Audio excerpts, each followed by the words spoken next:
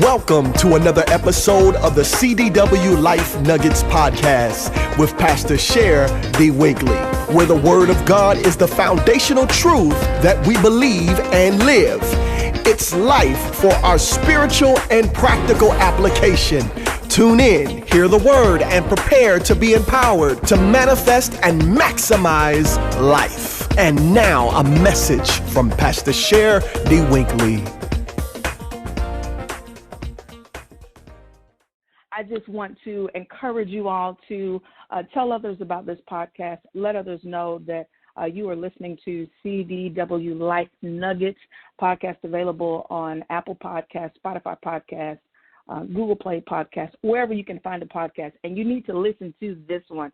Again, we have Dr. Prophetess Beatrice Gardiner, and I am extremely grateful that she has taken the time to pour into us, to share with us. She is a woman of God, a great woman in the kingdom, and she has paved the way for many, to me, women in ministry, and she's done it in such an eloquent way, and I thank God for her. As I previously mentioned, predecessors are to be honored. They are to be highly esteemed. They are to be respected, and she is that to me. I admire her from afar. I thank God for her, and again, I'm just beyond excited that she's here, and so I am going to introduce her, and we're just going to have a very candid conversation tonight, this day tonight. Whenever you listen to this podcast, it is the wins and the woes of life and ministry. And I know there are many women who are listening to them, men as well, who are listening to this and are experiencing the highs and the lows of life and of ministry. And sometimes it's hard to balance those two things. And I know this great woman of God has much wisdom to share with us in lieu of how to do that successfully, even if you have to press your way through. And so I am going to introduce Dr. Gardiner. I call you Dr. G. Are you on the line? Yes, I am. Hello there. I'm so happy that you accepted and that you're here. And I know what you shared tonight, I'm telling you, I'm so excited. I know it's going to bless so many people. You are a jewel in the kingdom and a jewel in my heart, and I honor you and thank God for you being on our podcast. Thank you so much for having me. Yes, ma'am. Yes, ma'am. Okay, so I want to dive right into it because I know that, you know, there are a lot of things that we can shout about and celebrate in terms of the successes and the triumphs of ministry as it relates to our lives. But we're not often as transparent about those valley moments and how you overcome those and what you do during those and how you don't forget the successes and still don't dishonor the valleys, because you learn of God in those places as well. And so I really want to dig deep in those and just glean. I want everyone that's listening to this podcast, whatever time they listen to it, I want them to be blessed, sitting at your feet and gleaning from you and what you have to share. So tell us, how long have you been in ministry in total? 45 years. Good God, that is longer than some people are living. 45 years. Oh, I started off at 14 years old. Wow. And by 18, I was full-fledged in ministry. At 14, I was a daughter of Zion, which was prayer warriors. I started off as a prayer warrior. And by 18, I was full-fledged preaching. 21, I was traveling on the road all over the country. Wow, wow. That is so amazing. That is, again, I'm blown up. I knew you had been in ministry for a while, but I didn't know 45 years. That is amazing. So, yes. You know, when you first started out, being so young, how did you overcome just that barrier? Did you have any pushback or did you have major support? What was that like when you started out? Oh, it was horrific. It was very, very hard because back then they didn't believe in female preachers. And I was raised in the Kojic church. So you could be a missionary and you could reach, but you couldn't teach. And so being birthed out, my mother used to drag me to prayer meetings when I was 8 years old, 8, 9, 10. All I knew was God. So by 11, right. I was very well groomed into being a prayer warrior. Well, when I started to acknowledge that the Lord was calling me to preach / teach, I was considered haughty, high-minded, disrespectful, out of order. I was preached on. I was publicly ridiculed, the whole nine. And then they didn't really know what to do with me because in conjunction to preaching, I had a prophetic ministry. So I would dream things and see things and try to say to them what I was seeing and feeling, and they didn't know how to embrace that. They didn't know how to groom that because they talked about it, but you didn't see it in the Pentecostal church back then. Wow. So it was very hard. What do you think?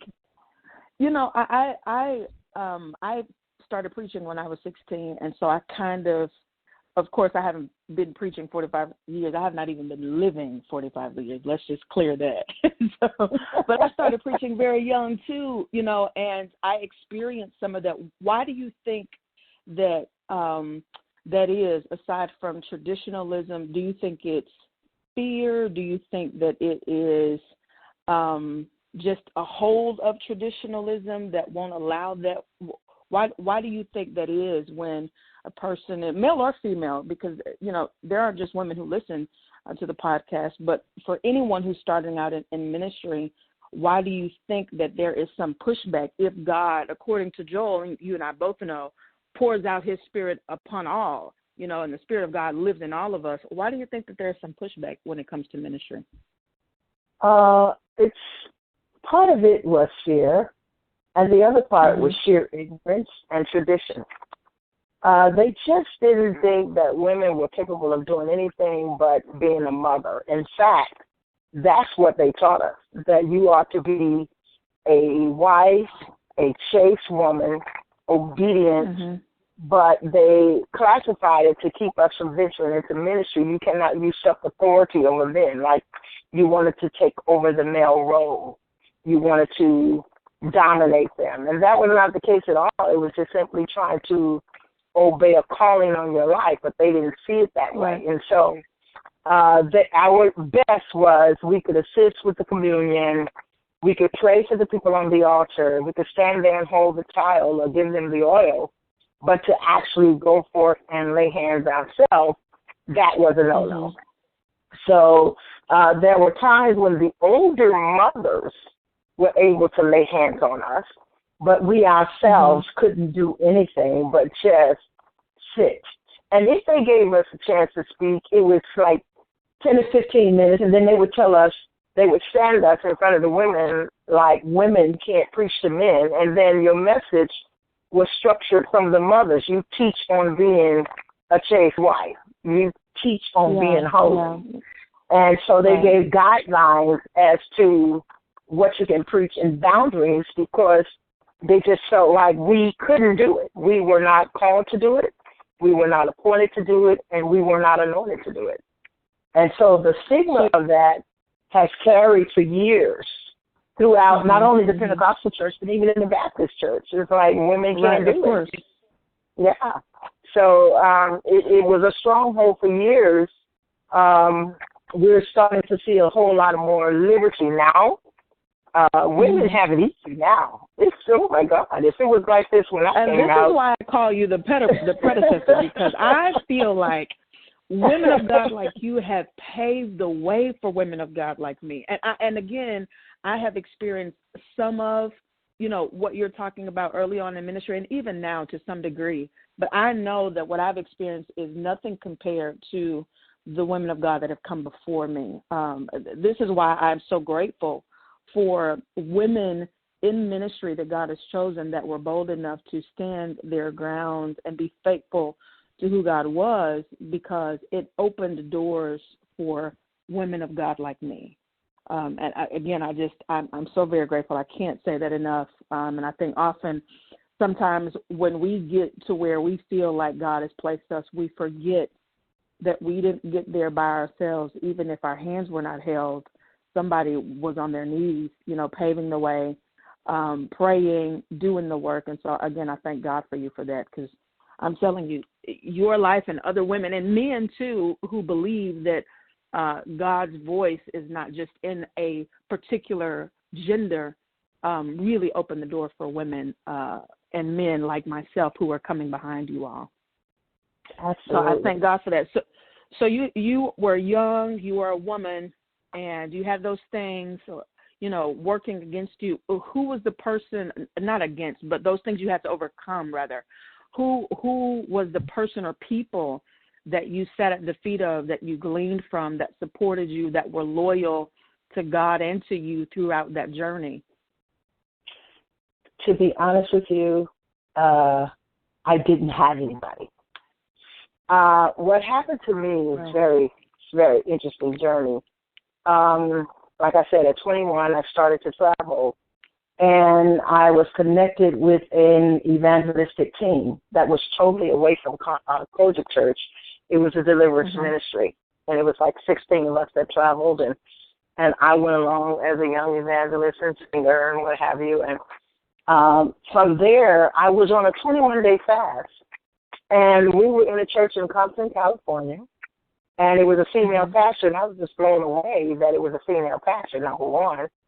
And number two, I felt led to shut in, and the Lord began to speak to me at 21 years old on a 21-day fast that he was getting ready to take my ministry into another direction. Well, no, I had no clue of what that would be.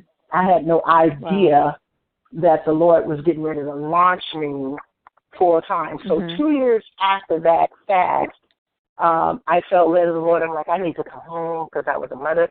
I need to come home. I need to be with my children. This is too much. And I walked in a church, and that church was Pastor E.R. Allen. She was in Chicago, and she had a healing ministry, again, from one deliverance ministry to another. And these nuggets were coming at me, and I didn't know what they were. And when I walked in the door, I had an encounter with the visitation of an angel. And I thought, nobody's ever going to believe me. They're going to think I'm crazy. I can't tell the people that. But as soon as I walked in the door with another friend who was dying with cancer and wanted to go to this miracle healing service, the lady called me out. She said, young lady, don't sit down. She said, the Lord said you're to work with this ministry. And I'm looking at her like, who's she talking to? Because she can't be talking to me. I've never been in this place before. Right. And she goes, you in the red dress. So I point to me, and she goes, yes. And she tells me to come down the aisle, and as I'm coming down the aisle, she began to say that the fire of the Lord was all in me and around me, and she could see the fire of the anointing. And she said, there's an 8-foot angel standing next to you. Well, when she said that, I knew something because that's what I had an encounter with. And she said, everywhere you go, this angel will go, and the Lord sent you to work for me, and I refuse to take no for an answer. She hired me on the spot and didn't know me. So she hired me to be a praise and worship leader, and that was short-lived. It was only for 1 year. But in that year, I saw so many miracles take place under her ministry, and I saw so many miracles take place under Apostle Wonder's ministry. It was like, wow, I didn't know that you could operate in deliverance like that. Like people actually could heal. I'm seeing people can heal the cancer and spitting up tumors and all that. I'm like, wow, that was like an eye-opener from where I come from. So that was an impartation.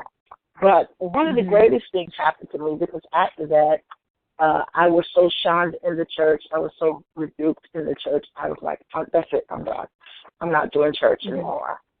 And my sister got saved under my ministry at 14. I was 14. She got delivered under me. She invited me to a church, and there was this woman named Pastor Harris. And she had 17 children. And I walked in her church, and she was apostolic. So now you see, it's like from Kojic to evangelism with deliverance ministry, back to deliverance ministry, and now into this apostolic church. It's like the Lord was giving me a taste of everything to glean from to make me whole. Right. He was completing like a fivefold in me. You know what I mean? And I walked in this lady's church, and she said, "You're my friend's friend." And I didn't understand what she's talking about. I'm like, well, I'm not her friend. I don't know this lady. Again, and at this point, I'm just so hurt because I've been so wounded and beat up so bad in the church. I'm like, maybe I'm not supposed to be. I started to second guess myself. And she pulled out a $100 bill. She said, I'm investing in your ministry. I'm like, I don't have a ministry. She said, oh, yes, you do. You're going to travel all over this country. You go places I'll never be able to go. And I'm sowing the first seed into your ministry. So I'm like, this lady got these kids. She needs this money for herself. I don't want to take this lady's money. And so I told my sister, why don't you bring me out here to this lady? And we went again, and she said again, you're my friend's friend. And I'm like, why does she keep calling me her friend's friend? I could not understand that until she went on a trip. And on the trip to Mississippi, she died in the car. And they prayed for her, and she was revived. And she told her husband, I came back because I have to write my friend's friend a note. The Lord sent me back to give my friend's friend a note. So she had her sister to write down this note telling me everything my ministry was going to be, how I was going to travel. She wanted me to sing a song at her funeral. May the works I've done speak for me. Never heard of the song, didn't know anything about it. And as soon as they got through writing the note, she was gone.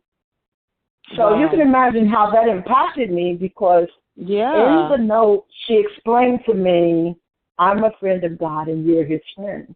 You're my friend's friend. Oh, my God. She was telling me that you're my friend because he's your friend and he's my friend. So you're my friend's friend. And That's she so was singing, and that stuck with me. I mean, it carried me and it pulled me out of the place. And by that time, I'm like 24 years old. And I'm like ready to go. It's like, okay, this is it. I'm straight into ministry full time. Yeah, absolutely. But as far as grooming, everything God downloaded into me himself. I gleaned from these people. I gleaned character. I gleaned the anointing. I learned how to get in the face of God, how to tap into the power of God, how to discern, how to go after the heart of God. But ministry itself, the Lord downloaded it into me because I was so eager for it. I mean, I would fast 40 days and nights. I would shut in and tell my friends, you want to be around me, you've got to be in a shut-in. So I went hard after God, and he met me there. Yeah.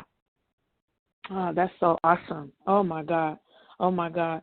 I think that with testimonies like that of God's power meeting you where you were and revealing to you per your obedience, because I think, sometimes we want God to pour into us and reveal to us when our lives have not completely submitted to him. We don't live in a place of surrender.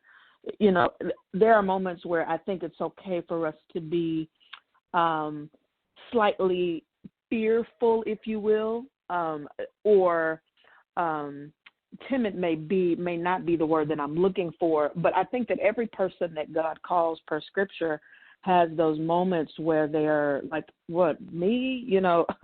Why don't you choose somebody else? Or maybe not now because of their age or because of their prohibitions or because of their inadequacies or whatever the case may be. But when there is a man or woman of God, a mouthpiece or a vessel of God that is yielded to him and he shows himself, that is such a powerful moment of intimacy for the assignment of the kingdom. And in lieu of, that statement is so powerful. You're my friend's friend. When you had those moments years down the line, you are in your 20s hearing that, and 30s and 40s and et cetera, whatever, 5 years from those moments, and you had highs and lows, how did you hold on to God's promise and his calling and words like that you received when you had low and valley moments? Just reflecting back, just thinking about what you're saying, I'm the baby child of 22 children, 16 boys and 6 girls. I often question God because I'm the only one in ministry. And I often question, why did you call one of my brothers? Why do you use them? But it was appointed that I would do it.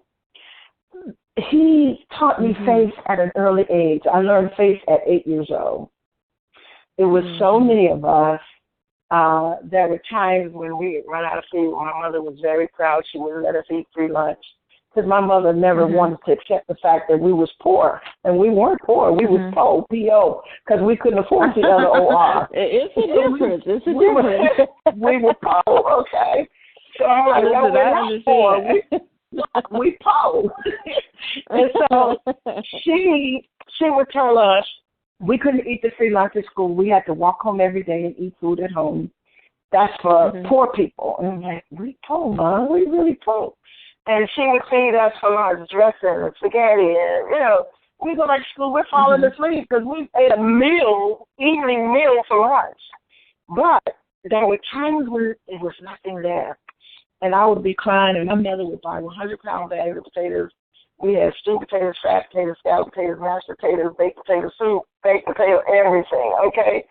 And I'm sick and tired of potatoes. I was crying one day, and I'm like, I'm sick and tired of potatoes, Mama. And I love hot dogs. She said, shut your mouth. She said, because if you learn how to thank God for the potatoes, He'll give you the meat. So we closed our eyes, and she made us pray. And while we're holding hands praying, the doorbell rings. And here come all these bags of grocery. And in the bag was hot dogs. Now, you can imagine what that did to me at 8. I'm like, oh, my God. I mean, I'm sure it catapulted your face. Yeah. It catapulted my face out the roof. Yes. It threw my face completely out of the roof. It's like, oh, my God, when you believe God, it really does happen. Hot dogs. I break out and start shouting. Wow. I'm dancing all over the floor because we got hot dogs. Well, at 25, that same faith works. And I am such a faith believer, I can go on and on right now, put people on the line of miracles that has taken place because of my faith. One of them was after my divorce and my husband was gone, I had my niece living in the house, and she was dating a little boy in Chicago, and she had ran up my phone bill, $2,800, and I had been home sick. They turned my phone off, and they said that I had to have a deposit equal to the amount of the bill before they turned it on because the bill had come in so high. I had nothing. But I was commuting from Houston to Dallas praying. I had a prayer ministry here in Dallas, and I was living in Houston. Well, I flew in that Monday night to meet with the people at the Holiday Inn to pray. And while I was in there, I said, you know what?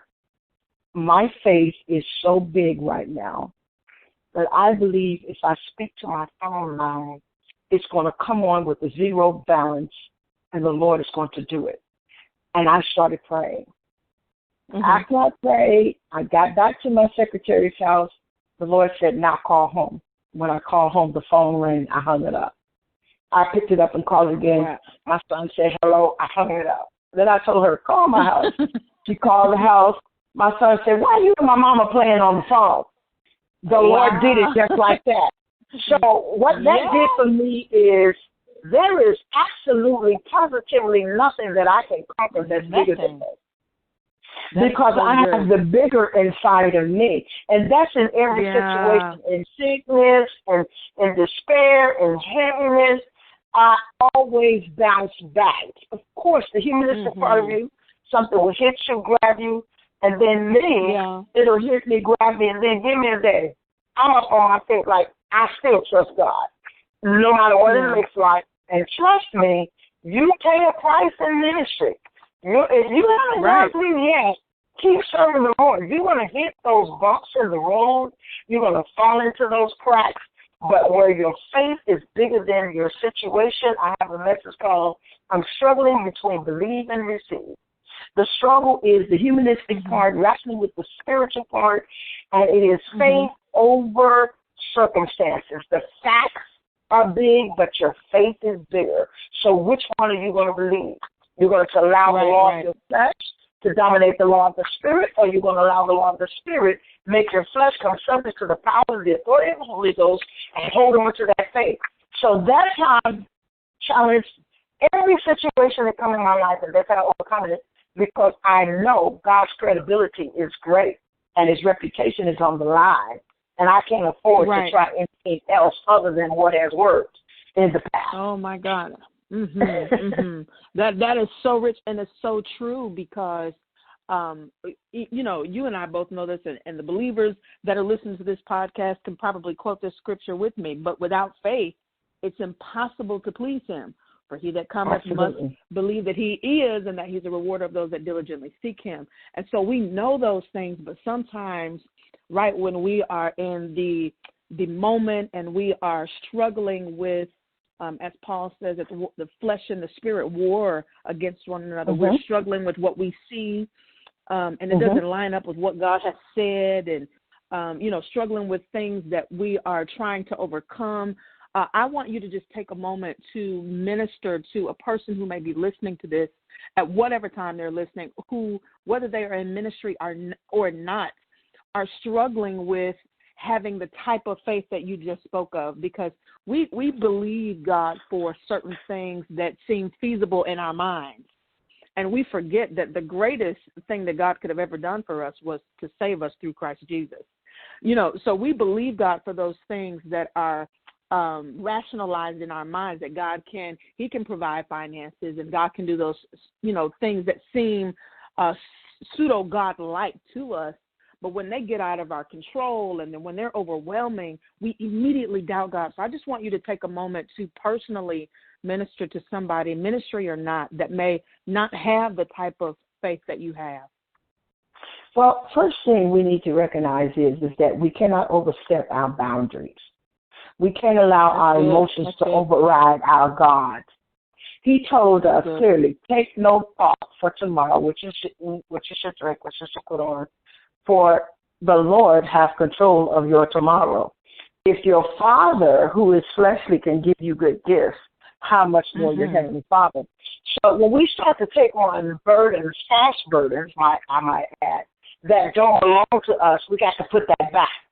He didn't give that to you. That's not your responsibility. It's not your responsibility to worry about how you're going to make it. It's not your responsibility to try to fix it. It's not your responsibility to work it out. Put that back. Take your hands off of that. Take no thought. You are not to think about it. You're supposed to go on for it. Now, that's very hard to do when you're looking at the facts. The humanistic side of you is going to give you down days. But when you tap into the power of God and not allow your emotions to override God's plan, you have to constantly remind yourself that God has plans concerning me. Shall a mother forget her suffering child? That's your right. But I have ascribed you in the palm of my hands. So that says to me, if God has ascribed me in the palm of his hands, every time he waves his hands, he'll see me. So if every time he waves his hands, he sees me, and I haven't come out, it's because it's not my time yet. Then I have to adjust my time frame to his time frame. I may want to come out right now. I've only been going through for a few seconds. The Bible says a day with the Lord is as 1,000 years. So the Lord is saying, okay, I'm going to bring you out in 5 minutes. But to you, it's been 2 years. And the Lord said, okay, I said I'm going to bring you out in 5 minutes. And you're saying, but Lord, I've been going through the same thing for 2 years. He said, you have not been going through nothing but 3.5 minutes. Give me a second, I'm going to bring you out because I got plans concerning your life. And so we gather that and we understand the scripture says, weeping may endure for a night, but joy comes in the morning. Yes. When it's night, we're in night. Midnight starts at what? 12 p.m. A new day starts at what? 12:01, which is 1 minute after 12 is a new day, which says in God's time frame, you're just getting started. You won't work on a new day. But to you, it's hurtful because you're in that midnight season. Everything is magnified at night. Pain gets worse at night. You can't sleep, restless, headaches, body aches. As soon as you lay down, night, tormented in the night, frustrated in the night, because that's the time of relaxation and the enemy wants to play with your mind as soon as you lay down. But when you begin to say things like, Lord, your credibility is on the line. You said it, and you said that you are not a man that you should lie. You said you're not the son of man that you should repent. You said your word goes to the end of the earth. You said your word does not come back to you void. Why? Because sound doesn't travel backwards. Sound does not travel backwards. So anything he speaks, it's going forward, and it's going forward projectively. Why? Because he's Elohim. The Elohim is the creativeness of God. Every time he speaks, it's creative. From Genesis to now, every time God speaks, the elements hear and begin to respond to his voice. His voice is creative. So if he says, I'm bringing you out, you're already out, but your time frame doesn't match up with the word. And as soon as your time frame and your mind match up with what God has already done in the heavens, because as soon as he spoke it, it's done in the heavens. We're waiting on the manifestation in the earth. So when our mind catch up in the spirit of what God has already done in the spirit, then we'll see the manifestation in the earth. How do we get it? Shut your mouth. It is called hypomone. The ability to endure hardness without murmuring and complaining. When you learn how to shut up and let God deal with it and let God do it, hypomone, to hold on to God's faith in spite of what you see, in spite of what you feel. You cannot come to a spiritual balance with a carnal mindset. You have to bring your mind in alignment with the word, and the word does not travel backwards. It goes forward to get what you have. So by the time you get to where that word has already manifested, you could have had it like the children of Israel 40 years ago. But because you did not stop running your mouth, and you did not stop trying the hand of God, you prolong your own blessings. And let me tell you something. It is upon us in this season. The Lord said in this season, we need to be careful what we speak. Be careful how we act. Be careful that we operate in obedience, because there's things that is already spoken over us last year, and we're coming into the manifestation of it now. The season, the time frame is coming to a close. What is time? It's a vehicle that catapults us from what was and into what is to be. It is a mode of transportation. It is transporting us into the divine providence of God. So I would say to anybody that's listening to this line that's going through now, it is just a matter of alignment, recalibrating your thinking, and time. When you recalibrate your thinking to think like God thinks, then time will bring you into. And what does the song say? We say it all the time. The time is just to sing the song. You may not come when you want him, but it's on time. Guess you wondering how I keep going? Listen, let me tell you how I stay strong. Got somebody I can call on the phone. I'm not worried because we'll keep walking this walk along. The Lord knows. Don't get it twisted. He knows the way that you take. And after that you've been tried, you shall come forth when, in due time, as pure gold. So the only reason why you're still going through is it's not your time to come out. So what do you do while you're going through? Praise him like it's already done. You got to give him a done praise while you're still in it. You can't wait till you get out and praise him. You have to praise him like it's already done while you're still hurting. Praise him like it's already done while you're still sick. Praise him. You got to do. You remember the 10 lepers that came to Jesus and they hollered down to him, "Thou son of David, have mercy on us." And Jesus hollered back, "Go shine yourself to the priest." Well, they walked away with an attitude like, we already been to the priest. The priest has already declared us a leper. Why would he do that? Why did he come up here and lay hands on us? He's supposed to be the healer. He's supposed to be the deliverer. How dare him holler back up here and tell us to go show ourselves to the priest? Now, that was the church. Who stayed behind? The sinner that didn't even know Jesus. Because when he said that, something woke up in them that stirred faith. If I'm to show myself to the priest, that means I got to go away looking. No doubt he looked at his hands and said, "Oh my God, my hands has never looked like this. My skin is changing. Oh my Lord." He turned around and he began to worship Jesus. Jesus said, "Were there not 10? Where are the other 9?" The other 9 were completed. And the Bible said they were healed as they went, but he was whole. Now, there's a difference in being healed and being whole. When you're whole, everything in your life is touched. Everything about you brings change. Everything about that man, because he looked for what the Lord said. If he said, "Go show yourself to the priest," now, they were dealing with the facts. The fact is, if I go show myself to the priest, then I have to wash myself. He got to take dove's blood. He got to take hyssop. He got to take the feathers. Got to sprinkle me 7 times. Got to shave my head. Got to look for white hairs in the post. Got to sit me outside 7 days. They're looking at the process. They weren't looking at the word. When the word speaks, you don't look at nothing else but what it says. You don't see it, but you heard it. And you got to act on what you hear. And because they were thinking about the process, they weren't thinking about the word. But the man thought about what he said. Go show yourself to the priest.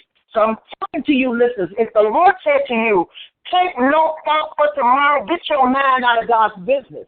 If he said to you, take no thought for tomorrow, what you're going to do, what you're going to put on, what you're going to eat, your Father knows what you have need of before you ever ask. Before you call, he has already answered. You ask him, he didn't say beg, he said ask, and you shall have. Whatsoever you ask, you shall have. Seek, and you will find. Knock, and the door will be knock open. on the door, yes. If he says that to you, it's all about timing. Our problem is we got to learn how to wait on God in grace, Lord, no matter what. I trust you. I don't care what happens. I trust you. I don't care what comes my way. I trust you, and I can tell you that it will build a stamina in you and a drive in you that you never knew you had yourself. When I look at a lot of what's happening in the church today, I cringe because I see a lot of people. I'm in a mode now. I'll be 60 years old this year. And I'm in a mode now where all I want to do is mentor and train, do what I'm doing right now, talk to people, and pour into them and tell them how I made it. Because everybody's got to be willing to pass the baton. You've got to be. You got to know when it's time to transfer what you have into somebody else. And I want to transfer this word into these people on this line, that whatever you're facing right now, remember God's credibility. When he decided to say blessings upon blessings, I will bless you, he meant that. Multiply upon I will multiply. He meant that. It is a law. It is a covenant that he has to bless you. And I don't care how dark it looks right now. The odds can be 99 against your 1%. You still win. You got to believe that with everything in you, and God will manifest it when you least expect it. Because why? The heart of the king is in the Lord's hand. And when you get ready to squeeze the king that's holding your thing, he's going to turn it in your favor. Turn it however he wishes. Yes. Yes, ma'am. Yes. Listen, whoever is listening to this podcast, I know for a fact that you have been blessed, that your life has been changed, and I'm quite sure that your faith has been challenged. There is no sense in being a Ruth or an Esther with Mordecai or Mary with an Elizabeth and hearing this type of word that has come from this woman of God and it being so potent and so timely and not receiving what you need from God, whether you are in ministry or whether you are just a believer that is being faithful in the kingdom or a believer that is struggling in certain areas of your life. I promise you, if you just hit rewind on what she just said and listen to it over and over again, you won't continue to have that problem if you receive it in the way that it was given. Woman of God, I thank God for you. I love you so much, and I appreciate. I love you too. Thank you, yes, ma'am. I appreciate everything that you have done for. I don't want to sound like a broken recorder. We don't talk as often, but I promise you, you are a blessing to me, and I hold you dear in my heart. I thank God for you. I thank God for your diligence in ministry. I thank God for what you have done for women in ministry and for paving the way and being consistent and being faithful and doing it with character and integrity. Because I think that a lot of times, in certain areas we can be spiritual, but those things don't always translate into our natural states and how we handle ourselves where character and integrity is concerned. But I thank God for you in all of those facets. And I appreciate you for being on our podcast. Again, this is CDW Life Nuggets Podcast. You can take a listen to us on Apple, Spotify, Google Play, any place that you can listen to podcasts. On my mobile app, you can listen to it there as well. And just hit replay. I promise you that you will be blessed by the time that we share. Dr. G, let them know how they can connect with you, your website, your social media, how they can follow you, sow into your ministry for what you've just poured into us. Give us your information. Oh, wow. I'm on Facebook, and it's just simply Beatrice Gardiner, and that's Gardiner. A lot of people just spell it Gardner, but it's Gardiner. And if you're doing the Cash App, it's the same thing, $ Beatrice, Gardiner. And be listening out for us, because I'm starting to launch for the Mighty Women of Valor. And I'm calling on prayer warriors, intercessors, women who understand that they have a calling on their life and want to be trained and want to be mentored and want to be poured into. This is a new launch that we just had our meeting on Saturday. And so we're looking to do great things in the city of Dallas, Texas. So, yeah, that's how you reach me. I'm very simple. I don't have no titles, no labels on my site, just Beatrice Gardiner. And that's it. Listen, you can say you're simple, but you are somebody in the spirit. You hear me? So I thank God for you. You all connect with her on Facebook, and be watchful for what she just mentioned. Any woman in ministry that can carve out the time to go sit at the feet of this woman of God, I encourage you to do so. She is genuine, authentic, and consistent in what she displays in word and in her life. And so I encourage you to follow her so that you can be connected and glean from her, and then sow into the place that you glean from. So God bless you for listening. Dr. G, thank you so much for being on the call with me. Again, I love you and I appreciate you, and I'll be praying for you. And we will hopefully connect so that you can join back on either the podcast or one of our Win Family events. I would love for you to come and pour into some of the women, as I said before, that I mentor, or women that I'm connected with in ministry that need to hear your voice of wisdom. Absolutely. Anytime. I'm available. I just simply love God's people, and I love the Word. And I avail myself to anyone that wants what God has to say and really have an appetite for the things of the kingdom. So you are so special. I have admired you ever since I met you. I didn't even know you and my daughter was in school together. And when I saw you, it was just such a blessing. It was such a blessing to see you and then further see you again. But I want to say I'm godly proud of you, what you're doing and how you're mentoring and pouring. And I've watched you traveling and ministering different places. You've even connected with some of the people that I prophesied their ministry into existence. That's Annette Coswell and her husband. Wow. I prophesied their ministry. I love them. Well, I was in my 20s, and she was singing in the choir, and he was just a radio announcer when I prophesied their ministry. I'll go all the way back there. Those are my kingdom parents. Yes, ma'am. Absolutely. Okay, so your parents, I prophesied their ministry, and I was in my 20s. That's how far back I go. And so I watch you, and I've seen you, and you're doing a great job. Keep up the good work, because the kingdom really needs people who would be an example to a dying world. The church is fading. People are fading because they're losing faith in God. They're disgruntled with the church. And so they need people like you that are saying, hey, it's real and it works, and I'm young and I'm effective and I'm powerful. So I'm equally as proud of you as you are of me. So thank you so much for having me on. Yes, ma'am. Well, God bless you all for listening to the podcast. Again, share and let others know that you've done so, and listen to it over and over again so that your life can be empowered and blessed by the word of God that has been released by Dr. G tonight. So thank you again, Dr. G. I love you. Love you all for listening, and we will connect you with our next podcast.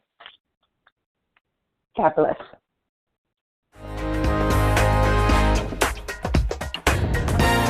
Thank you for tuning in to the CDW Life Nuggets podcast. To get more information, or if you want to hear a repeat broadcast, download the Share D Weekly Ministries mobile app on the App Store and also available on Google Play. Or you can visit shareweekly.org. May God bless you and heaven smile richly upon you. This has been another CDW Life Nuggets podcast. Until we meet again, remember to manifest and maximize life.